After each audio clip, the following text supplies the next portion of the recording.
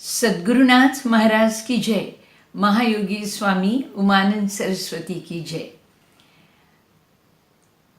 Friends, we are trying to understand Bhagavad Gita in simple format. Like, what are the key messages for mankind? So, in the first chapter, we saw that how every individual faces dilemma in life, do or not to do. And it's a common feature which happens daily, almost daily one can face this. However, how does one come out of dilemma? So the advisor here says that you should try to think of your reputation first. So if you are facing a dilemma, then what should be done which will make your name last, because it is a lasting feature as compared to the physical form. So these are only the three key messages, and in the second chapter one more message was added, was not to let anger take the upper hand. Now today we are going to do the third one, which only tells you, suppose there is a dilemma and suppose you wish to act, then there is an alternative there. If you want to run away from a dilemma, you can also be actionless, that is, don't take any actions. But that is not advised. That is not advised, because our entire canvas in which society is woven or projected is based on action. If there is no action, the entire society can come to a stagnation. So action has to be taken.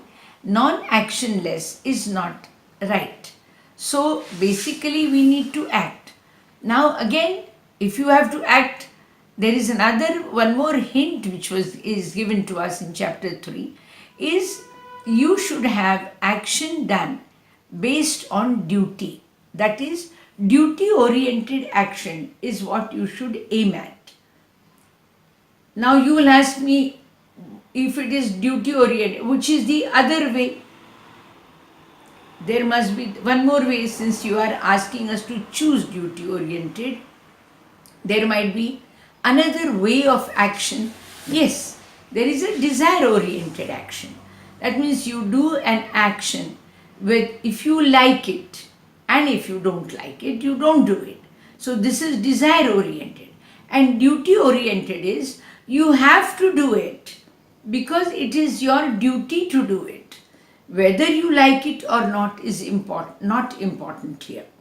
So we have duty-oriented and desire-oriented, of which we are supposed to choose duty-oriented actions. Now in duty-oriented action, what will be the result? We have to know what the results will be. That helps us to act then. So the results which are promised here are almost whatever you want in the world can be granted to you. Now imagine, duty-oriented life can grant you all objectives you have in mind. And what is desire-oriented action going to get you? You are going to meet two forces in your life. If they are desire-oriented actions, you are going to meet two forces in your life. What are these forces? One is anger, and second is, what should I call it? Obsession. Obsession. So desire-oriented jobs, they will get the job done, no doubt. But you are definitely going to meet two great enemies on this path. One is going to be anger and one is going to be obsession. Friends, in chapter 2 we saw, why do we need to avoid anger taking the upper hand in you? It is because you will not be allowed to think clearly. And thought is what differentiates man from animal world. If thinking is absent, obviously man is of no use to himself. So remember, simple messages are there. One is action. Be with action. You cannot be actionless because the entire society is so planned. It is a network. Any particular institution, organization, whether it is a home, whether it is a neighborhood, whether it is a society, whether it is a caste community, whether it is whatever, everyone needs to act. We cannot be actionless. So act.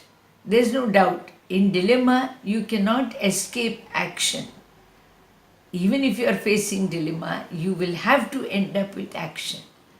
And what action? Let it be ruled by trying to keep your fame and not bring you a bad name. And third, do act as per your duties. Let there be no desire ruling this particular way of action, because you are bound to meet two negative forces.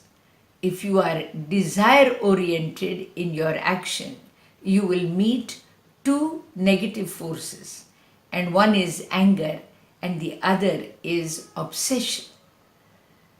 So once you are a victim of anger and obsession, you know what the results in the world are. People who are angry, people who are obsessed, they can bring harm to society. You need to be duty oriented. You have to understand we are all a part of a big, huge network. We cannot act and express that we are not responsible for results. You have to act in such a way that if any results are good, you can be happy about it. You don't work for that desired feeling, because the advisor here tells us not to work with an intention, desire, with a desire. Intention, yes, to do your duty. They are simple messages. Be guided by them. Be guided by them. Jnana yogena sankhyanam, karma yogena yoginam is the key message of this particular chapter. The wise should think and the common man should act, or act with a correct thought. If you act, do your duties well, life will give you in umpteen. But if you don't do your duty, then even nature will go against us. There is a beautiful cycle of action given here. If your actions go wrong, there are no rains. If there are no rains, there is no crop. If there is no crop, there is no food. Well, let's not go into much details. Just remember that we have to be duty oriented in our action, not desire oriented. This is Swami Radhikanand. I have one more request to make. My book on Bhagavad Gita, Message to a Warrior, is available on Kindle. We are also trying to put our Marathi book on Kindle. Please, friends, if it doesn't cost you much, if you don't feel it's very costly, please take it. I have written it for the next generation in simplified version. Most of this particular topics will be easily traced in those chapters which I have written. It's Bhagavad Gita, Message to a Warrior by Dr. Radhikanand. Try and find it on Kindle and take it. We'll go to chapter 4 tomorrow, and let me know how you are enjoying Bhagavad Gita. This is Swami Radhikanand from Pune. Thank you.